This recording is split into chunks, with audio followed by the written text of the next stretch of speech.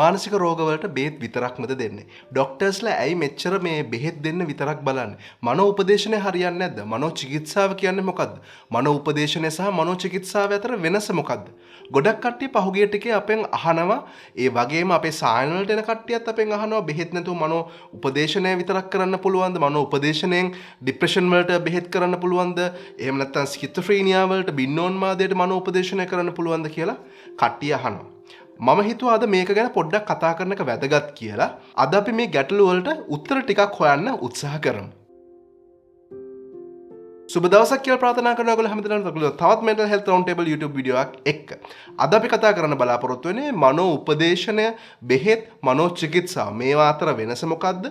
ඇයි මේවා අපි පාවිච්චි කරන්නේ? ඒ වගේම මනෝ උපදේශනය විශේෂයෙන්ම මනෝ උපදේශනය පාවිච්චි නොකළ යුතු අවස්ථා මොනවද කියලා. ඔයගොල්ලෝ මේනකොට අපේ YouTube channel subscribe කරලා නැත්නම් පළ subscribe button එක ඔබන්න